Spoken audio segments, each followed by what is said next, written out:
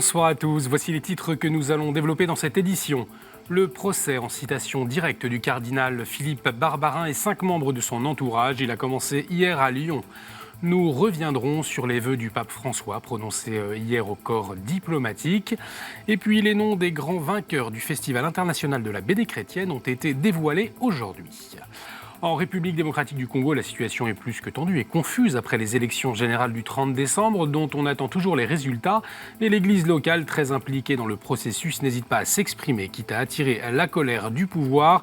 On en parle dans notre dossier avec le père Noël Mpati, aumônier de la communauté congolaise à Paris. Et on débute le journal avec l'affaire Barbarin. L'archevêque de Lyon et 5 anciens membres de son équipe diocésaine se retrouvent au banc des accusés ces jours-ci. Depuis hier, ils comparaissent devant le tribunal correctionnel de Lyon pour non-dénonciation d'agression sexuelle commise sur mineurs par le père Bernard Prénat, accusé d'avoir abusé de plus de 70 enfants dans les années 70-80. Seul le cardinal Barbarin et Régine Maire, alors en charge de l'écoute des victimes dans le diocèse, comparaissent aussi pour non-assistance à personne en péril. Les faits avaient été classés sans suite le 1er août 2016 par le procureur de la République de Lyon qui statuait qu'il n'y avait pas eu de la part du cardinal Barbarin de volonté d'entraver l'action de la justice en cachant la vérité. Après cette décision, l'association a décidé de relancer la procédure par une citation directe qui a donc déclenché le procès qui s'est ouvert hier. Alors de quoi s'agit-il? Pour quel but? Précision avec Didier Rebut, professeur de droit pénal à la faculté d'Assas à Paris. Une citation directe, c'est la procédure par laquelle des victimes saisissent directement le tribunal correctionnel contre des personnes qu'ils accusent d'avoir commis une infraction à leur encontre.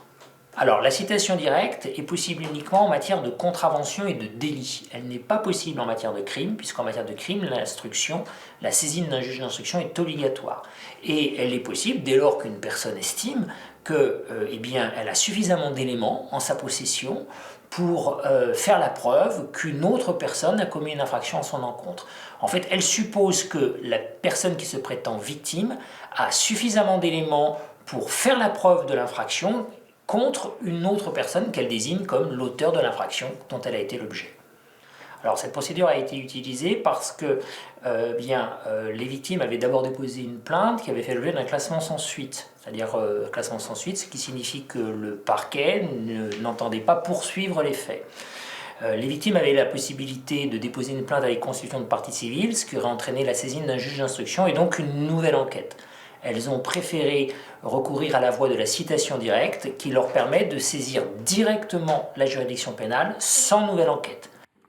Alors le choix de la procédure en citation directe montre donc qu'il ne s'agit pas pour les plaignants de revenir sur le fond de l'affaire, mais avant tout de la médiatiser et d'en faire un débat public.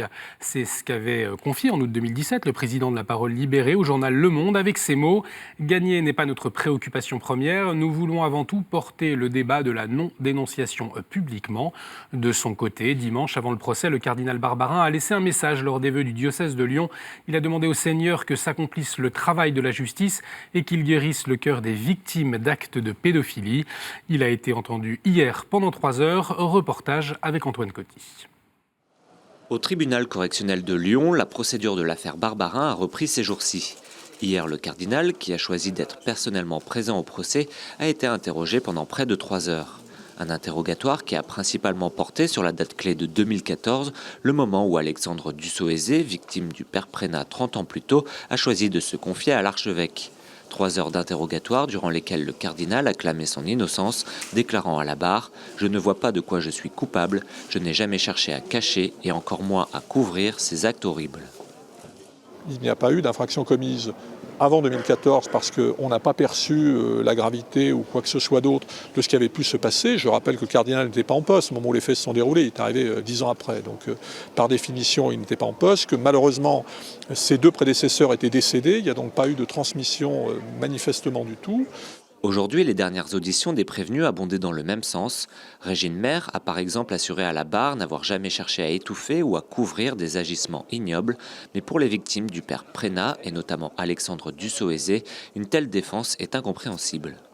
Moi, en tant que catholique, ça m'étonne aussi qu'un évêque dise qu'il n'est responsable de rien et qu'il n'avait aucun pouvoir ni sur ce prêtre-là, ni sur les autres, et qu'en fait, il attendait Rome et qu'il ne savait pas trop quoi faire et qu'il n'était pas très au courant de la loi canonique. J'étais assez peiné, franchement, de toutes ces réponses. Plus largement, la défense dénonce un procès purement médiatique, puisque le dossier, le même qu'en 2016 sur le fond, ne permet pas de remettre en cause les accusés, la procédure en citation directe n'impliquant aucune nouvelle enquête sur les faits. La volonté des parties civiles n'est donc pas tant de faire rejuger une affaire classée sans suite en 2016 que de porter cette affaire sur la place publique. Comme le partageait le père Grillon, l'un des accusés aujourd'hui à la barre, « J'ai l'impression que l'accusation poursuit des objectifs éloignés de la vérité et de la justice dans ce procès. » De fait, François Deveau, président de la Parole libérée, est quant à lui déjà satisfait de la procédure, même si elle n'a pas encore abouti.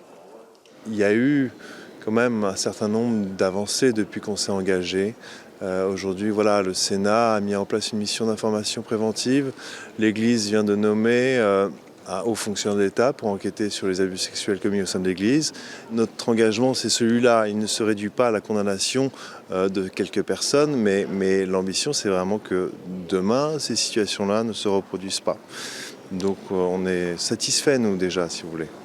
Les débats ayant pris du retard, le procès se poursuivra un jour supplémentaire, jusqu'à jeudi, avec les plaidoiries des avocats des parties civiles, le réquisitoire du procureur et enfin les plaidoiries des avocats de la défense. C'est alors que la date du délibéré sera annoncée publiquement. Nous reviendrons donc jeudi sur la suite des débats et le réquisitoire du procureur. Justice toujours dans le cadre du procès civil concernant l'assassinat du père Jacques Hamel. La demande de constitution de partie civile faite par l'archevêque de Rouen a été déclarée recevable par le magistrat chargé de l'instruction dans le procès d'éventuelle complicité dans l'assassinat du père Jacques Hamel. Le préjudice moral de Monseigneur Lebrun, tant personnel qu'en qualité de représentant de l'association diocésaine, est ainsi reconnu. L'archevêque de Rouen pourra être tenu au courant du dossier par l'intermédiaire de son avocat et cela pourra permettre de nourrir le procès canonique en vue de la reconnaissance du martyre du père Jacques Hamel, a précisé dans un communiqué de presse le diocèse de Rouen.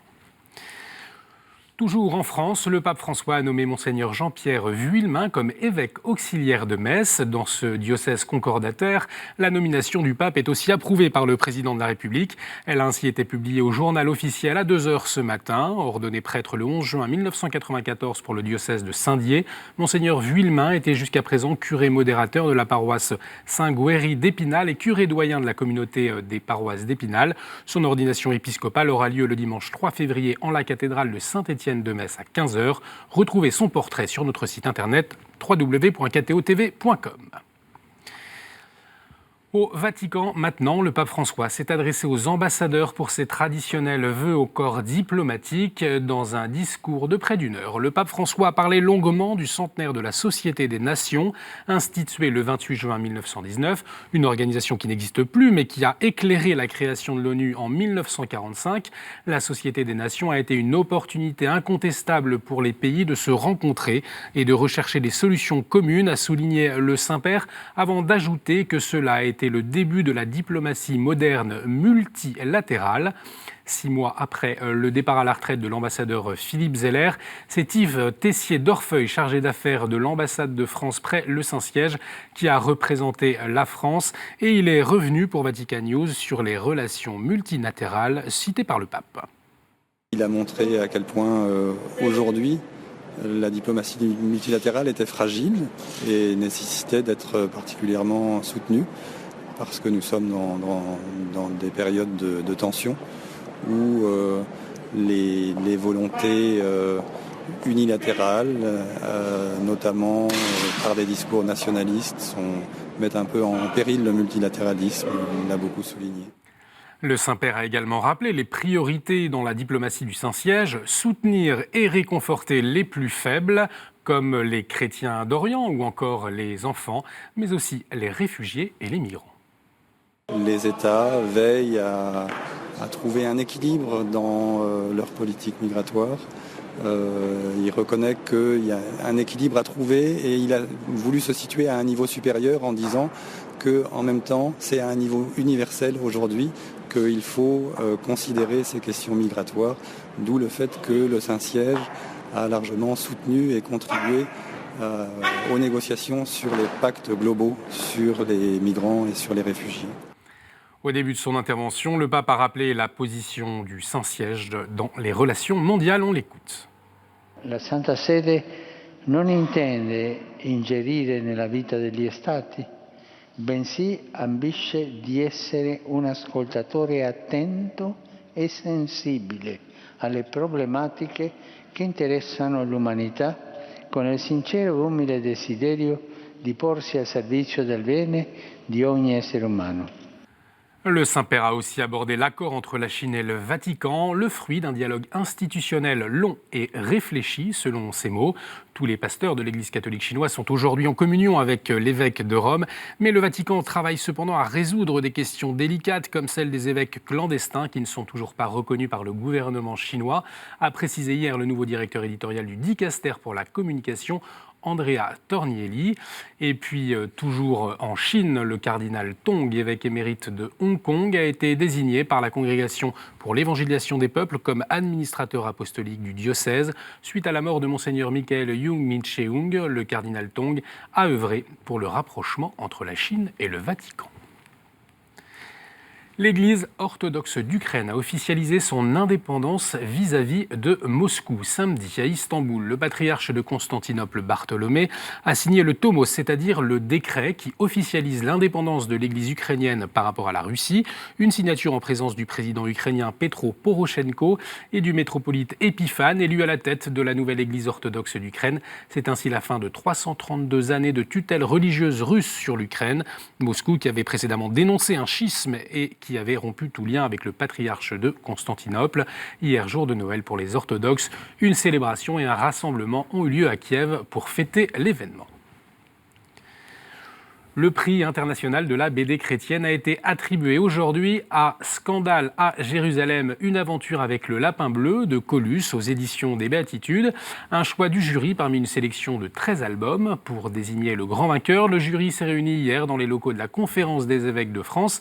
L'annonce a été faite aujourd'hui et on écoute les raisons de ce choix avec le président du jury, le père Michel Mingui. Le troisième livre de Colus, qui exprime avec beaucoup d'humour la vie à Jérusalem au temps de la Passion de Jésus. À chacun de regarder ce livre et de le lire et de l'apprécier. Donc c'est le premier prix qui a été décerné aujourd'hui à Paris. Et puis 2 autres prix ont été décernés. Un prix spécial jeunesse attribué à Jésus en BD aux éditions Bayard Jeunesse.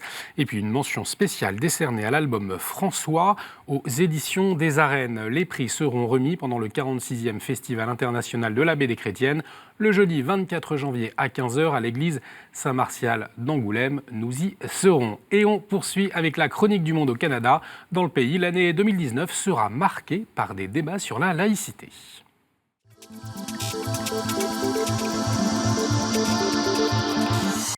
Belle et heureuse sainte année de la part du Québec. On est en communion avec vous, Église de France. Depuis le début de l'année, on suit attentivement ce qui se passe, bien sûr, avec les Gilets jaunes, les procédures civiles envers le cardinal Barbarin, vraiment en communion. Du côté du Québec, l'année politique sera sans doute teintée d'une loi sur la question de la laïcité. Le parti au pouvoir, la coalition Avenir Québec, la CAQ, dirigée par François Legault. C'était un des points forts de leur plateforme électorale. Et donc, cette loi sur la laïcité aura, entre autres, comme point fort cette législation sur l'interdiction des signes ostentatoires pour les fonctionnaires qui ont une figure d'autorité. On parle des magistrats, des policiers et possiblement aussi des professeurs.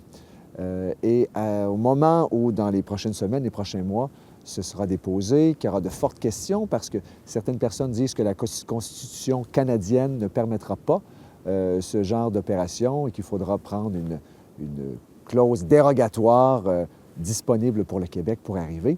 Il y a beaucoup de personnes qui remettent en question encore le cours d'éthique et culture religieuse, ce cours qui a eu 10 ans l'an dernier, qui est proposé de la première année du primaire jusqu'à la fin du secondaire. Cette fois-ci, c'est beaucoup de musulmans qui se disent, dans le cours, on présente vraiment des exemples de jeunes filles avec le voile, comme si une seule sorte d'islam était proposée par ce cours, et invite le ministre Roberge à revoir le cours.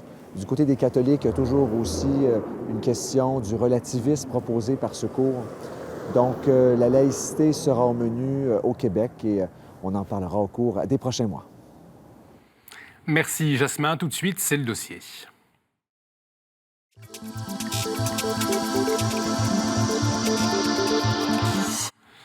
En République démocratique du Congo, les résultats des élections présidentielles du 30 décembre n'ont pas été publiés dimanche dernier comme c'était prévu.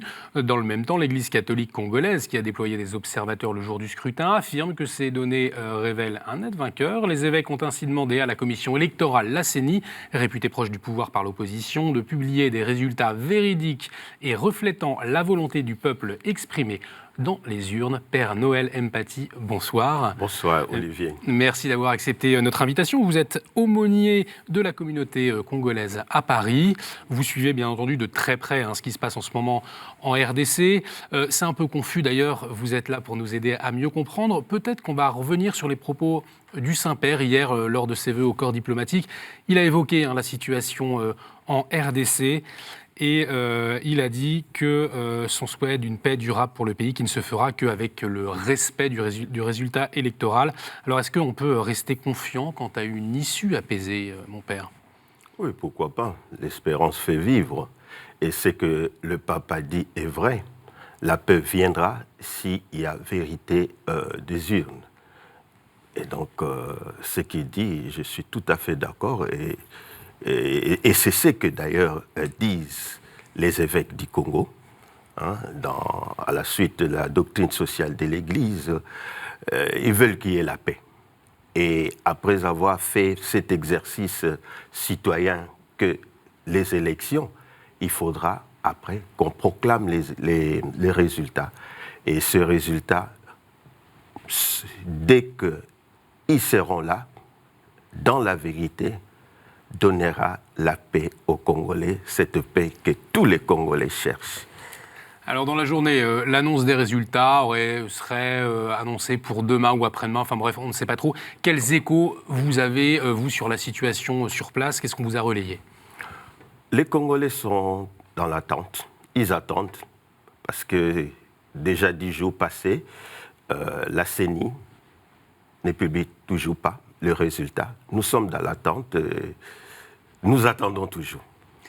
Alors, vous parliez des évêques dans le pays, les évêques qui se font entendre, les évêques qui ont été très impliqués dans le processus électoral. Est-ce que vous pouvez nous rappeler un petit peu comment ils se sont positionnés et pourquoi ?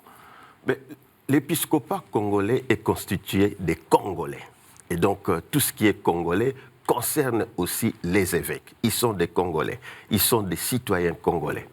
L'épiscopat, il parle au nom de l'Église. Et les joies et les espoirs, les tristesses et les angoisses du peuple congolais sont aussi les joies, les tristesses, les angoisses de l'Église. Voilà pourquoi les évêques prennent la parole. Et là, je voudrais citer feu le cardinal Maloula qui disait ceci: une église congolaise dans un État congolais. Pour dire que tout ce qui se passe dans le pays concerne aussi l'Église. Voilà pourquoi, quand il fallait aller aux élections, l'Église s'est investie pour d'abord former les citoyens à comprendre ce que c'est les élections. Et ensuite, quand il s'agissait d'aller vraiment effectivement aux urnes, l'Église a déployé ce qu'on appelle la mission des observateurs électoraux, qui est dans le cadre de la commission Justice et Paix, pour que cet exercice citoyen puisse donner des résultats, que le Congolais puisse s'exprimer et que les résultats soient vrais selon la volonté de l'expression des Congolais. C'est-à-dire que concrètement, en fait, l'Église a envoyé des observateurs, c'est bien ça, dans les bureaux de vote. C'est ce qui s'est passé le 30 décembre. Exact, oui. Oui, ils ont été formés et puis envoyés. Et quand ils sont envoyés, quand on est observateur, il ne faut pas rester dans l'observation. Encore faudra-t-il ramener ce que vous avez observé. Ils ont ramené dans l'organisation qui s'est installée. Et puis, il y a quelques jours, le secrétaire général disait qu'ils avaient le nom, compte tenu des données qu'ils avaient, qui venaient justement des bureaux de vote. Quitte à prendre des coups, parce que cet investissement de l'Église, on le voit, il ne plaît pas notamment au gouvernement en place. Je vais citer le ministre de la Communication. Nous ne sommes pas au Vatican, ici, nous sommes au Congo et il y a une loi qui détermine. Pour autant, c'est important que l'Église fasse ce travail pour le pays. Effectivement, l'Église n'a pas pris la place d'une autre institution. L'Église n'a pris que sa place, l'Église n'a pas proclamé les résultats, l'Église n'a pas dit telle tendance avec tel pourcentage, l'Église disait simplement qu'elle possédait le nom en vertu de tout ce qu'elle avait comme élément. Donc l'Église n'a pas fait autre chose que ça. On sait si elle va dévoiler ce nom ou elle attend de toute façon les résultats officiels de la CENI. Ce n'est pas le rôle de l'Église, c'est le rôle de la CENI. Et l'Église aussi attend que la CENI puisse dévoiler le nom du vainqueur. Alors avant ce processus électoral, on se souvient des marches, beaucoup de catholiques étaient descendus dans la rue en République démocratique du Congo. Il y avait même eu des morts, beaucoup de blessés. Aujourd'hui, comment est-ce que les catholiques congolais vivent la situation sur place ? Quand les chrétiens sont descendus dans la rue parce qu'ils voulaient bien s'approprier du message des évêques. Les évêques comme étant des prophètes, comme étant des gens qui montrent le chemin, ils ont produit un document. Le Congo va mal, réveillez-vous Congolais, debout Congolais. Et les laïcs se sont appropriés ce texte-là. Ils ont dit que, comme ça fait partie de la démarche démocratique de manifester, ils l'ont fait. Aujourd'hui, ces Congolais qui ont manifesté attendent justement qu'on leur donne les fruits de leur expression électorale. C'est tout ce qu'ils attendent. Comment est-ce que vous vivez la situation sur place, vous et toutes vos communautés, parce que vous avez vos familles, vos proches qui sont en République démocratique du Congo. Comment est-ce que vous voyez les choses? Comment est-ce que vous les vivez? Nous le vivons en prière. Nous le vivons en prière. C'est vrai que ceux qui sont sur place vivent et en prière et en vigilance. Ils sont vigilants pour voir comment les choses se font. Nous, ici, en tout cas, en prière, nous sommes en communion avec eux. Et nous prions pour que tout se passe en bonne et due forme. Pour la joie de tous les Congolais. Et non pour la joie d'une partie des Congolais. Non, pour la joie de tous les Congolais. Et nous sommes en prière pour cela. Vous attendez quelque chose de la communauté internationale et peut-être de la France plus précisément? Pourquoi pas? Mais si nous attendons, c'est maintenant, pas après qu'ils viennent enterrer les morts. Non, c'est maintenant. Mieux vaut prévenir que guérir. C'est maintenant qu'il n'y a pas encore de troubles et nous attendons leur intervention. Tout à l'heure, nous avons suivi le pape qui parlait de la diplomatie multilatérale. C'est maintenant qu'il faut l'utiliser pour qu'on trouve une solution et une solution apaisée, surtout pour les élections. Il y a les États-Unis, justement, qui ont dit qu'ils se positionnaient au Gabon pour éventuellement intervenir s'il y avait des heurts dans votre pays. Comment est-ce que vous regardez cette préparation-là? C'est aux Américains de répondre à cette question, mais aux Américains aussi, je dirais, mieux vaut prévenir que guérir. C'est vrai, il ne faut pas attendre qu'il y ait des troubles au Congo pour intervenir. C'est déjà maintenant. On peut prendre les paroles du pape, faire la diplomatie multilatérale pour qu'on évite le trouble. Parce que quand il y aura les troubles, ils vont descendre au Congo pour prendre leurs ressortissants et laisser les Congolais. Non, nous sommes tous des hommes et donc ils pourront, les Américains, prévenir qu'il n'y ait pas de troubles, que leurs ressortissants vivent en paix au Congo et que les Congolais vivent aussi en paix chez eux au Congo. C'est tout ce que j'attends d'eux. Vous parliez de la prière. Quelle est, votre prière pour votre pays aujourd'hui? Et puis peut-être un petit témoignage des fruits de cette prière, déjà que vous pourriez nous partager sur notre antenne. Je commencerai par là. Avant les élections, on s'est mis en prière dans l'aumônerie catholique congolaise et beaucoup d'autres communautés ici en France. Et nous nous sommes mis en prière pour que les élections se passent de manière apaisée. Là, nous sommes fiers, fruit de notre prière, pourquoi pas, il faut le dire avec foi, que les élections se sont bien passées en dépit de quelques problèmes. Et maintenant, pour la proclamation de résultats, nous sommes aussi en prière. Et c'est Jésus qui est venu à Noël. Il est présent au milieu de nous. C'est le prince de la paix.